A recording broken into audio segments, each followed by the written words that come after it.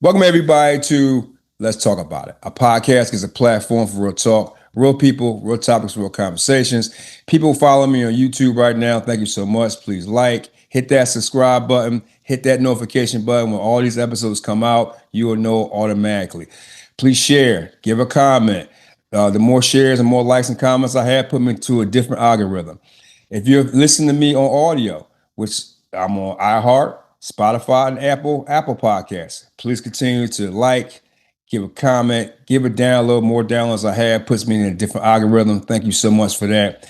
Today, ladies and gentlemen, I have a special guest. She was referred to by a friend of mine by name Donnie. I know Donnie is a family member of hers. And Donnie, I appreciate you right now, man. You're just like you're one of the best. You're like referring magnificent guests to me, and I appreciate you so much. Today, ladies and gentlemen, I'm going to talk about a book today that came out, I think, in April. Am I right? May 13th was the release date. Okay. May 13th was the release date. We're going to talk about a book called Visible Wounds. A lot of us have them different ways, but I'm going to read before I introduce my guest. A Visible Wounds tells the story of a young girl who felt alone growing up in different households without a voice. A lot of us can relate to that. Some of us can, some of us can't. I know I can relate to it certain ways, but she's going to explain her story about this magnificent book, which is available on Amazon. All the facts will be down below. Lindsay, how are you doing today? I know today is Sunday. I know you're having a Yeah. great morning. Yes. I'm doing well. Thank you for asking. Ladies and gentlemen, she's a little bit nervous today, but we're going to get her through this. I'll tell you right now. Thank you. Lindsay, you was referred to me by Donnie um, about your book. I looked at your Mhm. book. I looked at the back descriptions of your book, and you're telling a story about a young girl who felt alone growing up in different households without a voice. A Mhm. lot of children, a lot of people don't have voices in their households. A lot of us do, a lot of us don't. But you have a specific story about this, and we're gonna go by your descriptions of your book in the back because, unfortunately, I told her, ladies and gentlemen, I ordered the book. The book is not coming to Tuesday, so I'm sorry about that. Mhm. Lindsay, let's start off with that right there. You're talking about, you didn't have a voice, but you said in the beginning of this, you said it said in your book, never understood your family dynamic. Your mission was to ensure everyone's well-being, and it would cost you. Now, when we started off, we talked before we got on the show. You said you are the middle child of your father, right? Uh, Yes. he has 8 children. Yes. All right, and your mother has how many? 3. Okay. I assume it now. Let's get into this. Like, are you saying that you was in 2 different households? Yeah, so I was in one household with my dad, and so in the book I refer to my mothers as mommy and mom. Okay. So my dad and mom. Um, and then my other household was my mommy, who was my birth mother, Got it. and brother and sister. All right. So is this like a stepmother or something like that? Or Yeah, mom is stepmother. okay. Yes. So was your mother and father married when you was born or no? They were married. They were together, but they weren't married. Okay. So Yeah. let's start off with your story. You a young girl and you're alone Mhm. growing up in 2 different households without a voice. And it says you have a mission to assure everyone's well-being. Like, let's start off from there. Like, what did you mean by that? So basically, um, growing up, I felt as though my feelings didn't matter. Um, Going back to, I describe how it all started when I was 15 months old.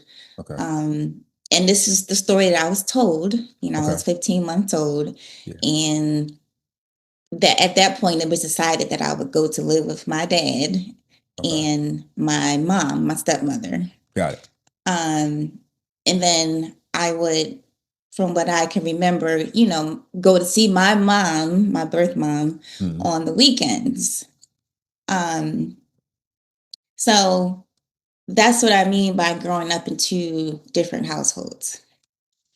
And so I feel as though I lost my voice at a young age because no one ever asked me, like when I could make a decision, Got it. Yeah. who I wanted to be with. I was never asked like how I felt about being in, two households, or how I felt about not living with my mom. Um, and then whenever I would try to even ask the question, Mm. I would just get shut down, Mhm. and so from that, I just, as a child, I'm like, okay, well, every time I ask this question, like my feelings get hurt, you Oh, know? Um, and I seem to make everybody angry, you know? And so I'm just not going to ask this question anymore, you okay. know? And so that's from what I gather, I really started to lose my voice and feel like what I felt just didn't matter. And so I started to be more mindful of what other people felt and protecting them by hiding my true feelings. Let me ask you a question, right? At that age, right, can you remember the first moment you felt uncomfortable about going back and forth to each households? Because a lot of kids, right, when they go through divorces, Mhm. they go back and forth. And like you said, like, a lot of kids don't have that voice. It's usually the middle child. They usually go with the youngest or the youngest or the oldest. But do you remember, like, how when did you first start feeling that you didn't have a voice? Like what, how old were you? Um, Probably about 7, like 6 or 7. Okay. I want to say, I can't say for sure, but I know I can just describe like a period of time. I can't really remember how old I was, but I can remember like leaving my mom on a Sunday, Yeah. like knowing my dad was coming, and like wishing, like she would say, your dad's not coming, you're staying with me, you Mhm. know. Um, but she didn't say that, and then my dad would come, and then I would walk out the door, I would get in his car, but going to get in the car, I would start to cry. Really? Yeah. And so I didn't want my mom to see me crying because I didn't want to hurt her feelings. Mhm. And I didn't want my dad to see me cry because I didn't want to make him angry. And Mm. so I would I was small enough at that time. I was sitting in the back, so I would sit directly in the back of my dad, so he couldn't see my face. Because if he's turning that way, he can't see me if I'm Yeah. right behind him. Yeah. And then I would turn away from the window so my mom couldn't see me. And so that's what I'm remembering as to when I first knew that, okay, I can't let them see how I'm feeling, Okay. because I don't it's not a good outcome if they see that. Lindsay, this is kind of interesting because a lot of people don't talk to the kids about going from two different households, how way they really feel. And Mhm. I'm starting to, because I remember when I got divorced, my kids was floating around from two different households. And then Uh-huh. as they got older, they start telling me how way they really felt. And I was like, wow, okay. Like I'm so glad you brought this up. But I want to read this off to the audience out here that I found out. I did some my little Blues Clues investigation work out here. Challenges of different households. And tell me if you experienced any of this. emotional and psychological. It gave you an emotional and psychological impact. Yes. Okay. It says instability and disruption, like Mm-hmm. routines, social connections, stuff like that. You went through that. Mm-hmm. Yes. Okay. Because I want everybody to understand this because a lot of people don't, it's not going to really get it. A lot of people will. Difficulty forming a strong attachment to either parent. Did you go through that? Yes. Yes. All right. Increased risk of behavior or emotional problems, which they say studies suggest that children in separated or divorced families may be prone to anxiety, depression, or substance abuse. Did you ever go through any of these things? I Anxiety and depression, Yes. All and right. still I am in therapy to this very day. I wanted to read that off because a lot of people don't talk about that. Mhm. Especially I'm not gonna say it's like childhood trauma in a way, but a lot of kids are not talked to about going here or going here, how way they feel about, well, I don't want to go to mom's today. I don't want to go to dad's today. And they don't really have Mhm. that conversation with their kids. Mhm. I didn't have that conversation with my kids. They was just were supposed to go. My daughter, I found out, didn't like it, and I found out this, and this is probably the first time I ever really talking about this. She had, because back then nobody really knew about anxiety stuff like that, whatever, right? Yeah. Yeah.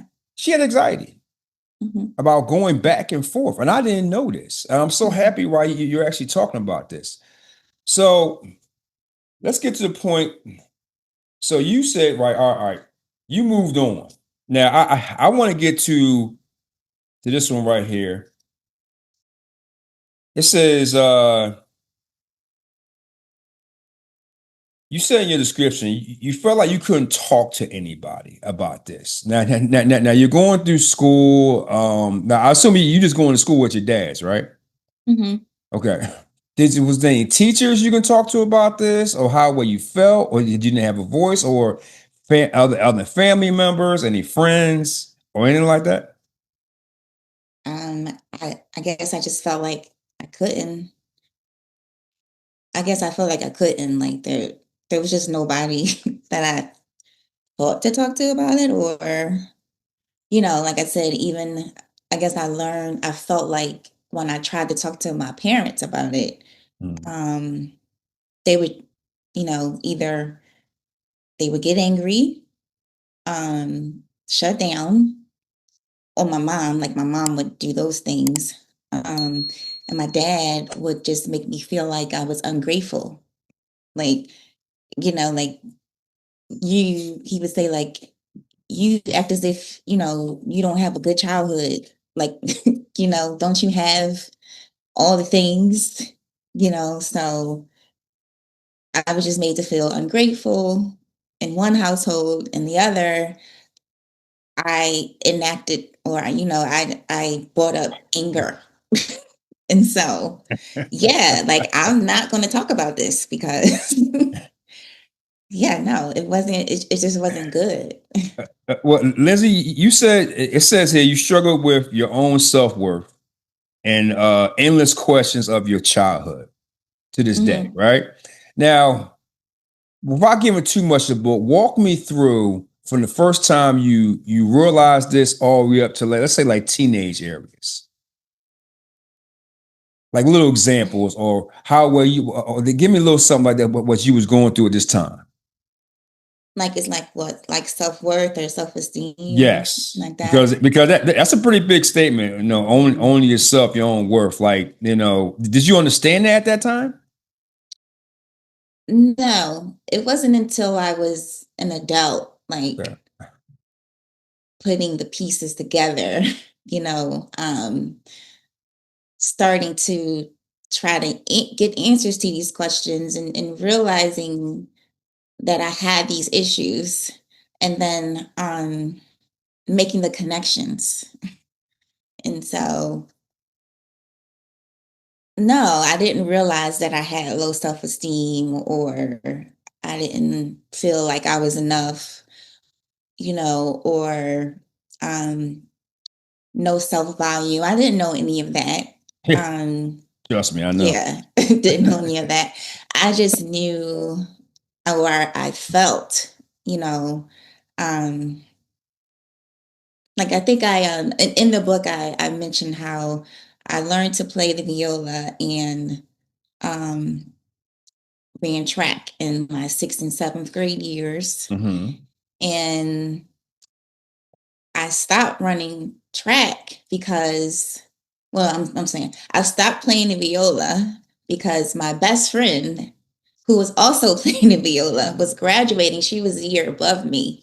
And so, like, I felt like, I can't do this without her, Yeah, like, so I didn't think I was good enough, like without her. really. So I felt like, no, I can't do this. I mean, and I was good. Like we tried out for that time it was the Philadelphia Orchestra, like at Temple, and we got Really? accepted.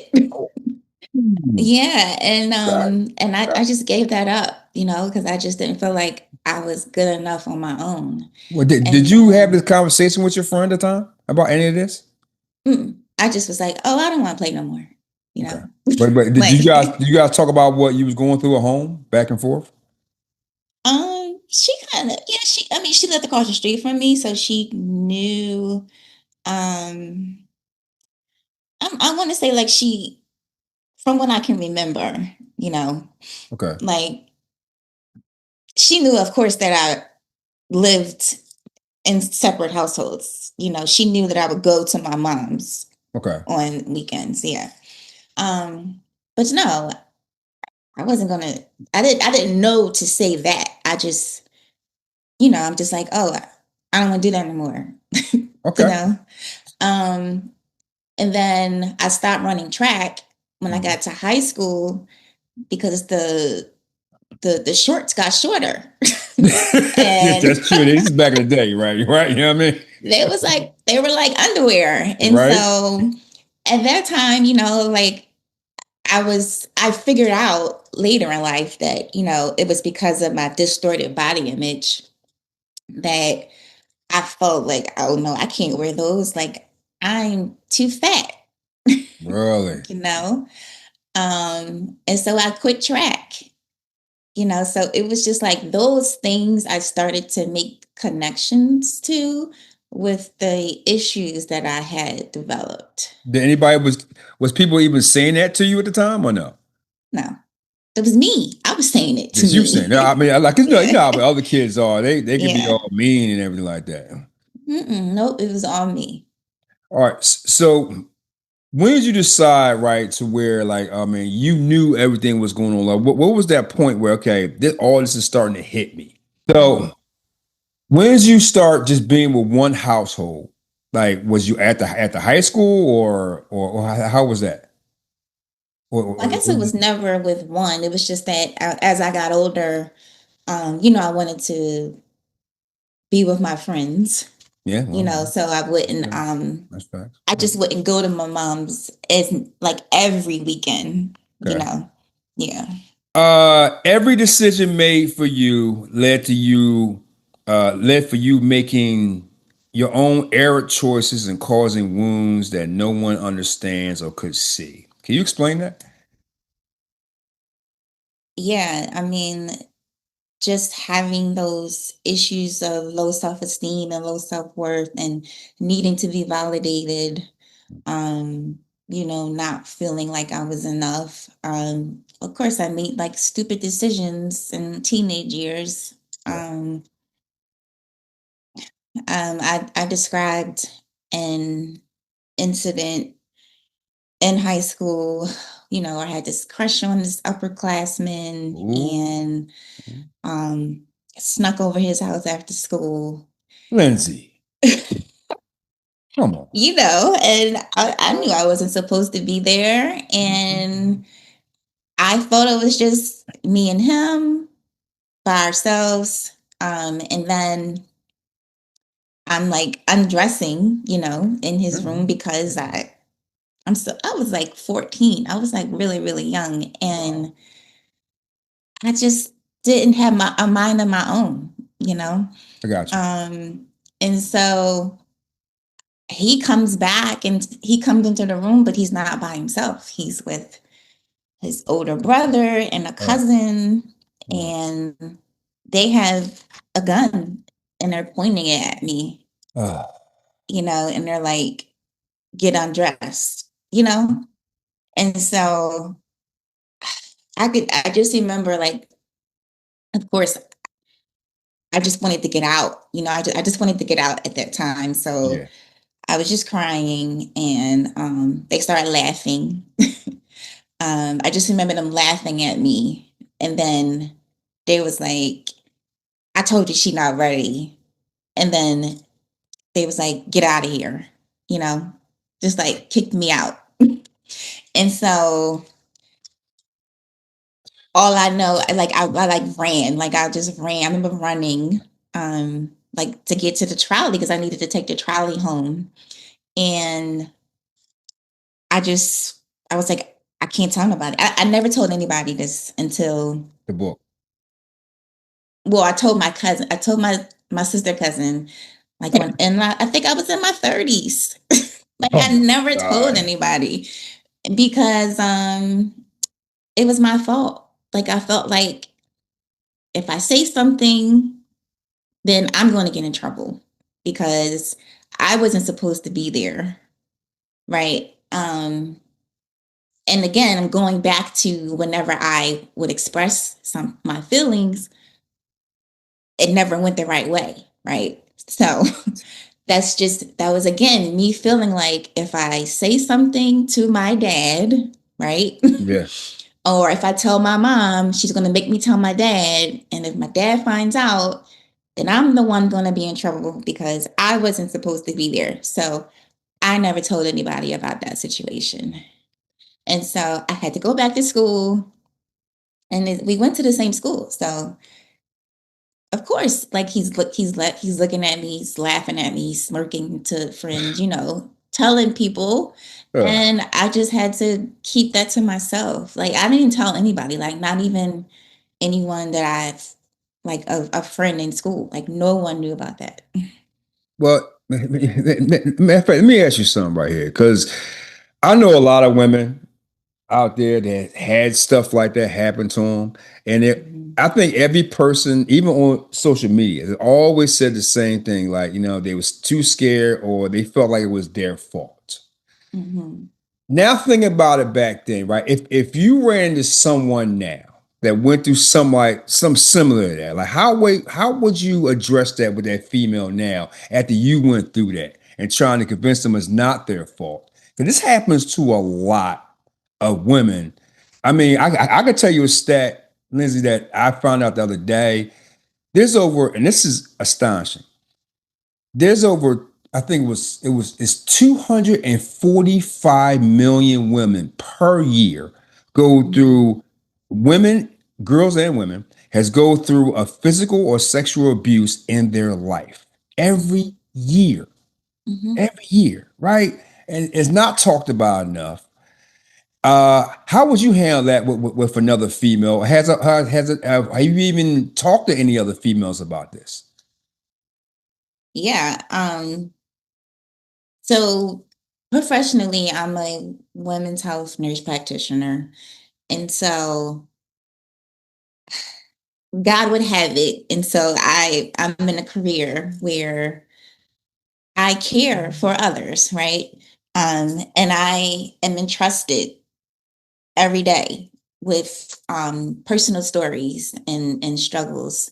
Yeah. And so um, just going through the things I'm going through, I learned that I had given power, like so much of my power away, you know, um, by not speaking up, by keeping things to myself, by letting people have things to hold over top of me. Um, and so I try to encourage, women every day not give their power away, to take their power back, you Mm. know, to confront, people, or just if they can't do that, to at least talk about what they're going through with someone else, because that starts the process of you feeling like maybe I do have some control, or I can have some control over the situation, Mm. you know. So it's really about just like remembering, that it's not, first of all, it's not your fault. Mm. Like, these things are not your fault. These things happen. Um, but it's up to you to not give that power away. Because once you do, people take it and they and they run with it, and then they go and make stories about you, and Yes. Yes. they tell untruths and all of that. Hmm. And Hmm. so, yeah, it's about taking your power back. Well, Lindsay, um you say as you got older, you find yourself in darker places. Like, mhm. is this from the self-esteem and self-worth stuff? Yeah, from feelings of inadequacy, unworthiness. um Is that with people or jobs or like being around everybody or just every day? Because I went through that big time mhm, mhm. for many years. So, yeah, so I think that stemmed, well, that, for me, I've connected that to me just not being with my mom and wondering why, and growing up feeling like I wasn't wanted, or Oh, feeling like I wasn't, like, there had to be something wrong with me because I have an older brother and an older sister, and I'm the only one that's not with you. So what's wrong with me that you let me go? You wow. know, um, why didn't you want me? Why did you never come get me? Why did you never rescue me? So that is what I connected, those feelings of feeling inadequate, um, and unworthy, like I wasn't even worthy of my mother's love. you know, Did you ever have that conversation with her? I did when I was 35. How'd that conversation go, if you can share? Mhm. Um, so I tried to have a conversation with her in my 20s, like I was 21, or maybe, no, I was 22. I was 22 and I was getting married. I was engaged. Okay. um, and we were talking about the wedding, and she asked me who was going to be announced as the mother of the bride. Ooh, okay. And Mm. I was, I was like both of you. Like I have two mothers. And she this was a moment that she got angry, and you know just went off. Just, that's not your mother. um I don't know why you would even say that to me. If you feel like that's how you want things, and I'm not even going to be a part of it at all, you know. Mm. And again, I'm like I didn't create the situation for myself. Yeah, yeah, yeah. Like, That's facts. That's facts. That's facts. yeah, and like if you wanted it some other way, you had an opportunity, but you never did it. You never took that opportunity to make it any other way. So why am I now the one that is that you're angry with about this? you know? Well, I Um mean, listen, you lucky you got that conversation in yeah. because I But never that got that was, conversation with mine. well, yeah. But that was one where it shut, like she shut down. She Yeah. shut down and she just refused to talk. And so I didn't get the courage to talk to her again until At this time, I was separated from my ex-husband. Okay. I had my 2 kids. Mm. I was in my healing journey, Got it. and I needed answers. Like, I just needed answers Mm. to the questions. And so I called her, and I said, like, Mom, like, we've always had a good relationship, Got it. and so I was like, Mom, like, I just really need you to answer these questions I have, like, um I think, like, at that time I had gone through forgiveness and, like, Mm. humanizing. Mm. I had went through something with my ex, and where I had the thought that if he just would leave and he Mm. would ask me to take my daughter with him, I would say yes, right? I had that thought because Really? I just wanted him gone, right? And Wow. so right there, I was like, oh my God, That's you, what your is, mom. yeah, what if that was mommy? Mm-hmm. you Mm-hmm. know, like, what if that was it? What if she just wanted my dad to be going so bad, that Mm. she just agreed, like, yes, just go, just take her, And so at that moment, I was able to humanize her, Mm. and I was able to forgive her, and just know, like, she's a person, just like anyone. She's human. She made the best decision for her at that time, you know. Um, and so that was that. Like, it was never that she didn't love me. It was never that she didn't want me. Yeah. She just had to make the best decision for her at that time. And so, since I had gone through all of that, it was just still that question that I never got an answer to. Like, why did I live with you? Yeah. you Yeah. know? Yeah. I get it. Um, and so I started out the conversation with, um, felt like you didn't want me. I felt like I wasn't good enough for you because you never came to get me. You never told me that I can stay with you, Wow. you know. Um, and so let me tell you my dad's version first. Okay. Oh, so they know two sides now. Go ahead. So my dad's version is just pure joy, Mm. right? Just, Lindsay, when your mom and I split up, um, I told her if I can have you, then I would go get her a new car and a fur coat. Whoa. That's a lot of money. And that's what happened. And that's how you came with me. And I was just the happiest. I was, like, I was just the happiest man in the world, Wow. And he's like beaming with pride. Wow. And all I heard was, you traded me for a new car Wow. and a fur coat. Wow. you Wow. know and so Mm. that was the story I had lived with for so long because of unanswered questions. And so when I finally got the courage to talk to my mom and I told her that, she said, I always wanted you. Your father and I always wanted you, so much so that I had to have a procedure to even get pregnant with you. Mm.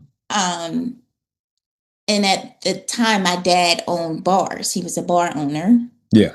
And my mom had worked for him, you Oh, know. okay. She worked in the bar, Mm. like barmaid. Yeah. Um, and when they split up, she then had to go get another job.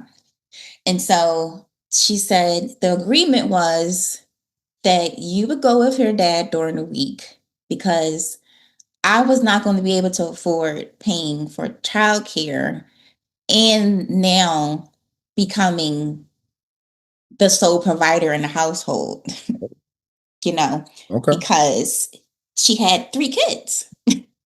Um, and I was the only one that couldn't watch myself. Right. Right. Yeah, pretty much. Yeah. Right. So the agreement was that I would go with him during the week and I would always come back to her on the weekends. Gotcha. And she said, and when I started to get on my feet, I thought about keeping you. I thought about bringing you back, but I didn't want to disrupt your stability. Mm. Mm.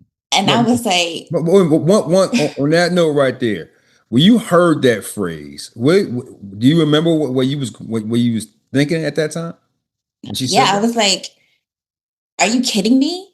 Like, that's what I wanted you to do. Like, I wanted you to disrupt whatever you're thinking was my stability. Like, I was unstable where I was.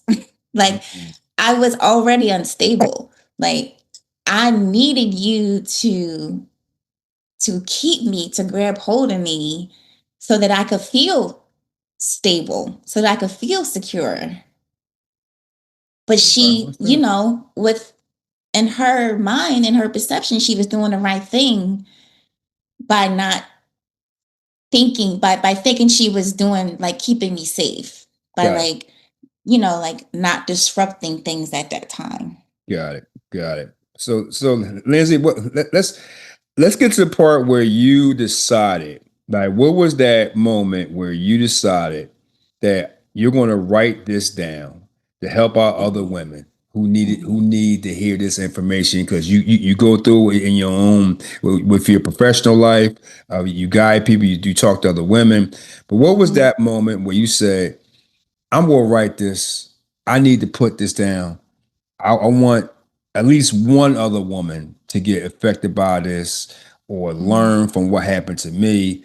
What was that moment when you decide to write it down? Like, and how long did it take you to write? Because I can imagine, I talk to other writers, it can flow, it can go back and forth. Walk me Yeah. through that. So it was 2014. I was in church. I had just reached that last straw in my marriage, where I found another message, from another female. Mm, Um, I'm hearing that lately. and I was like, like, this is it. Like I cannot do this anymore. Mm, Um, I finally got to that point, and then I got to church, and I'm sitting in church, and I heard, you need to write this book. You need to tell your story.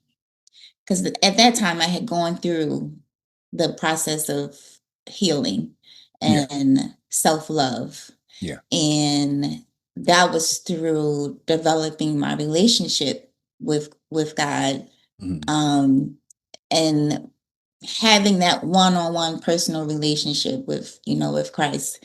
And I heard him talking to me. I heard him say, you need to write this, book, you need to encourage someone else. mm, um and I was like, yeah, right. Like that. Like, okay. And so I went to talk to my pastor about it, and I was like, I think I just heard God told me to write a book. And he was mm, like, so get to writing. And I was like, "Oh, just like that." Like, you know mm, and so I just kept brushing it off. I just kept saying, like, that's not what I heard. Maybe that's just me, that's just my voice.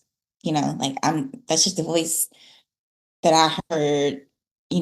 Something with inside of me, like, it couldn't be God, because I'm not a writer. Like, I can't write a book. And so that just kept coming back up. Like, he would never let me forget about it. I would just be in conversation with people, mm, and they would tell me that they writing a book or they just released a book. I have one of my girlfriends, I had shared it with her like years later. mm. And then every time we would see each other, talk to me, she would be like, so did you start writing? Like she would just keep asking me. And then, like, for 3 years straight, every January, like, I got sick or I got hurt or something, and I just had to be with myself, like sit with Mhm. myself and with my own thoughts.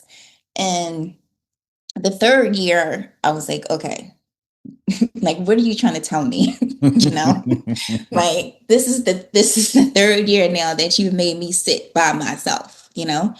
And so I at that time I was like, okay, I'm gonna start. I'm going to get serious about this. And that it was Mm. like that was like 2014 and that was like 2021. Wow. You know, I got a quick question to ask you on that one. Not to get into your personal business about marriage or whatever, or having your marriage. Mhm. The mental challenges of all this, what you went Mhm. through growing up, Mhm. uh, your marriage, to you needed like inspiration from help above to get you to Mhm. the point where you wrote this book. How was that mentally on you? It was it was breaking, like you know, like I had to go through a process of brokenness, Hmm. um and then learning that it's okay to feel that way. You know, Hmm. it's not a bad thing. It's not a bad thing. It's okay to feel broken. We all are. um and it's so I had to learn that I wasn't just angry. Hmm. Like, you know, like towards the end of the marriage, like I was starting to get angry. Yeah. And I was more so angry with myself Hmm. because I didn't like who I became. You know, like I didn't like this person that I saw in the mirror. Like, who is that? Like, that's not even Is this you, you coming from when know? you was younger to now? You think? Yeah, just like just like the things that I had gone through, accepting things in my marriage, Yeah. like infidelity and, Yeah. you know, Hmm. emotional and verbal abuse. Yeah. Um, just like, and me becoming, what I, I became the adulterer, you know, Hmm. like I started because I wanted to hurt him. I wanted to make him feel like I felt, and I knew that that wasn't me. Yeah. Um, but because of that, like I just started participating in my own destruction. Hmm. And then I started not to like the person who I saw in the mirror, and Gotcha. so I just became very angry and resentful. Um, at first, yeah, with him, like of course I blamed him. Like it's him. It's Yeah. like it's all you. It's all you. It's Hmm. all you. Hmm. But then when I turned that anger around to myself, Hmm. then that's when I was able to take accountability for the things that I did, for my own decisions, Yeah. um, and really start to take my power back. You know, Accountability is key. at That's that key. time, That's yeah. key. And so I learned that anger is really not ever anger. Hmm. It's rooted in something else. It's Preach. For me, it was resentment, Hmm. it was bitterness, Hmm. um, because I knew I stayed too long. Got it.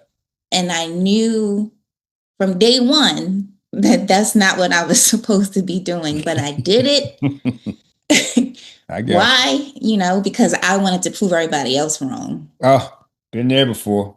Yeah. But all right, but let me ask you this right here. So as you're writing this book, you're going through everything you went through as a child up to adulthood, your marriage. When you finally got it written, when Hmm. everything was said and done, you went to the publisher. I've asked other writers this too. Hmm.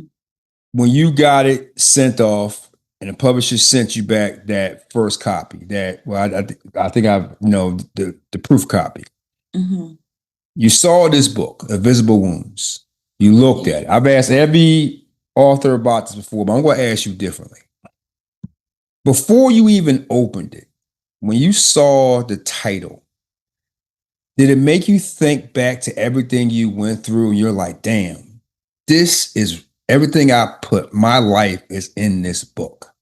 Like when you looked at it, like I want to hear from your side when you first saw it. How did you feel? I was scared. Why was you scared? I was scared because left up to me, I would have never have done this. I did this more out of obedience than out of just the desire of wanting to write this and put out a book. You got to break that one down. So, as I said, I felt like the Lord told me to write this book. Got it. And over the years, it was something that he just kept reminding me of, not letting me forget. And so then I started to understand it as this is my assignment. And it got to a point where I realized, like, yeah, you keep acting like you have all this time, you know, and you keep saying, I'm going to do it, I'm going to do it, I'm going to do it. And it's not getting done. And do you want to have the answer to this? Mm-hmm. On that judgment day, Mm-hmm. he's going to ask you, why didn't you write the book? And so that was that was the light, that was the fire underneath me, and going forward with it. So when I first held the book in my hand, I was afraid. I was like, oh my God, like, this is real, like, I can't believe I did this.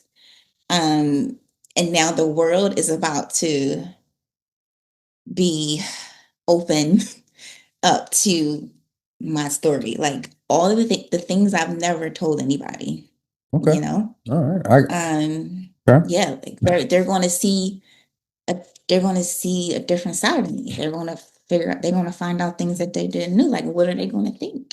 All right. I got two last questions for you. If when people look at this and listen to this, they will. I want you to tell them why certain women or just people in general need to purchase this book. Why they need to. Mm-hmm. So this book is this book is a book of confirmation. It's a book, it's my personal testimony of how I connected my childhood struggles to how I showed up in the world, how I lost my voice, how I found my voice, how God helped me to love myself again. It was how I was able to release the burden of shame and guilt and fear. And it's a story that everyone can find themselves in. It's that story that you read it and you'll say, it wasn't just me. Yeah. Wow. I Mhm. thought it was just me, Mhm. So it's a story that I know that man, woman, anyone can read and say, I thought it was just me. I'm so glad it's not just me. Um, and hoping that that will release them into starting to open up and talk to people and not isolate themselves, and that isolation turn into anxiety and depression. Mhm. and and then maybe they too will have the the courage to share their own story, Hey, trust me. I know about because sharing stories. Trust me. yeah, because that's all it is. It's everyone we don't go through things for ourselves. Yeah. And it's our job to, once we get to that point, where we're released from that, Mm. that we share how we got there so that someone else can be released. All right. My last question for you is, why that title for you? The Visible Wounds title has been, I think a lot of people, some people have referenced that, but why that for Mhm. you? That is symbolic of the mask that I wore. Um, that was the portrayal of what the world saw versus what was inside. Um, so you can't see. No one could see what I was dealing with inside. Oh, I get it. People had this, everyone had their perceptions of me, which were the exact opposite of what was going through inside. I love it. But you know what? That's actually, you know what? I really want people to really listen to what you just said. A lot of people don't take that in. They really should take that in. Mhm. Lindsay, I appreciate you coming on here and telling me this and doing it and telling me about this right here, because all your Mhm. information will be in the descriptions below. But before we get out of here, I'm gonna Mhm. play my little game with you. You want to play with Okay. me? Come on now. All right. You know you want to play. You know you want to play. All right, all right. Just 5 little simple questions, like, end it out real good. You ready to play? Mhm. I'm All ready. right. Of course, the first question is, what is one thing people understand about you? Hmm. People, the biggest thing um, that I know a lot of people have said to me is that you look so well put together. You know, Mhm. um, like you just have everything together, like all the time. You know, um, and that is completely the opposite of what I feel inside. People commented on, I don't know, like a lot of things, like how good I am at things, Mhm. like at work, in my professional life, in my home life, everything. But I'm like, me? I'm still questioning that even to this day. I get Like, it. I'm still dealing with imposter syndrome. So, yeah, I am not, to me, I am not what people see of me. I totally understand that one. Trust me, more than you know. All these questions you will understand as I'm answering them to you. Mhm. All right, I got one thing for you. If you could meet just one person today in this world, any one person, who would that person be and why? I Mm, would be Iyanla Van Zant. who's that? So she is a motivational speaker. She's a minister. She was associated, years ago with Oprah. Okay. Like Oprah had her on her show, like she introduced her to the world. Okay. She is she had a big impact on my healing. Um from afar. Okay. I've never met her. She's known, she's a celebrity, but if I could meet her, I would let her know how much she has helped me to get to the point that I am in my life.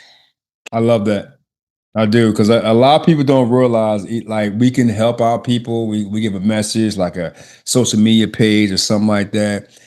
And some people are like, all right, I want to help out just one or 1,000, whatever. But I Mhm, always believe that we help out someone that we don't even know. I always believe mhm, that. I really mhm, do. Because I had the same thing happen to me too. But I got something for you right here. If you could ask your future self, let's say 5 years in the future, Lindsay, one question, what would that question be? Was it worth it? I like that.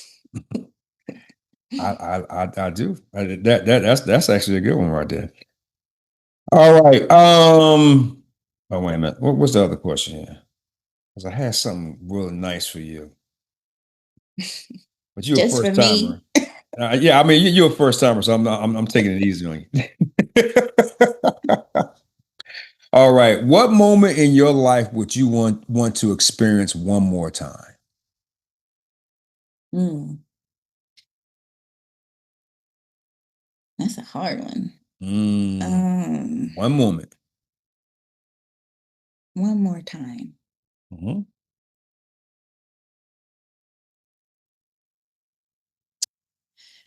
Uh, maybe walking across the stage to get my master's degree. I like that. Yeah. I do. I like that. All right. Last question is a light one. What is your favorite thing about Philly? Hmm. I mean, it's my home. Um, it's all I know. I was born and raised here. Hmm. Um, the food, the culture, the people. It's I don't. It's just I don't think there's any place like Philly. Right. Um, Got that right. I don't think there's any place like So Philly. if somebody was coming in Um, town, they would say, because everybody asks the same question, like, where can I get a good cheesesteak? mm, What's your go-to cheesesteak? right now, it's this place called Cafe Carmela's. Okay. Okay. Um, well, I don't eat beef anymore. I eat chicken. So Okay. chicken, Chicken cheesesteak. All right. yeah, they have hands down the best buffalo chicken cheesesteak I've ever had in my life. Woo. Um, and everyone that I know, my husband, my brothers, they all say that they have the best. Them and Angelo's have the best cheesesteaks. I don't know about that, but I mean, Sharon, I appreciate you right now, but I'll give everybody the last word of this one. Especially, I know your books for everybody, but I think there's probably a woman out there is going to really recognize this, especially everything you went through as a female. Give one last message to the females out there who's listening right now.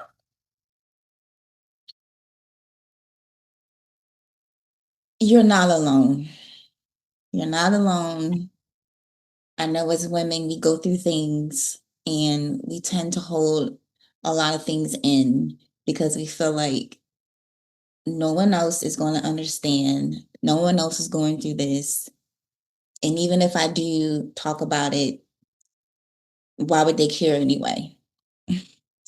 Um, but I want you to know that keeps you imprisoned, that keeps you stuck, um, that keeps you from evolving, and getting to the best you that you can be. We always, for me, it was important for me to be the example to my children that it's okay to choose you. It's okay to be happy. It's not okay to stay in a situation for all the wrong reasons. It's not okay to stay in a situation for other people, for children, for what you think the world is going to think of you. None of that matters. I wanted to be the example because I cannot give my children um, encouragement. I cannot give them advice that I'm not doing myself. Mm. So please, please, please know that you're not alone and you too can encourage someone else with Mhm. your story and you can be the example. Yes. Yes. Ladies and gentlemen, you heard it. You heard it straight from her mouth right there. Lindsay, thank you so much for coming on today. Where can people purchase your book besides Amazon? Just on Amazon right now? Where to? Yes, right now it's on just Amazon. It's paperback and ebook. So and my author name is Lindsay Sanders. It is my married name. A lot of people know me in my professional life as my name, Lindsay Dorsey. So if you go searching for that, you're not going to find my book. You have to find searching under Lindsay Sanders, and it's titled Invisible Wounds. I found out that there's a few books titled Invisible Wounds on Amazon, so you have to put my name in to find it. But, ladies and gentlemen, when you do the search of it, hers come up first with 5 stars compared to the rest of them with 4 or 3 stars. Yeah, praise God. So there you go. Lindsay, thank you so much. Everybody, thank you so much for watching and listening. Don't forget to subscribe, please. If you're on audio, please give a download. Thank you so much, Lindsay, for coming on today. Everybody, I will see you next week on Let's Talk About It. Peace. Thank All right. you.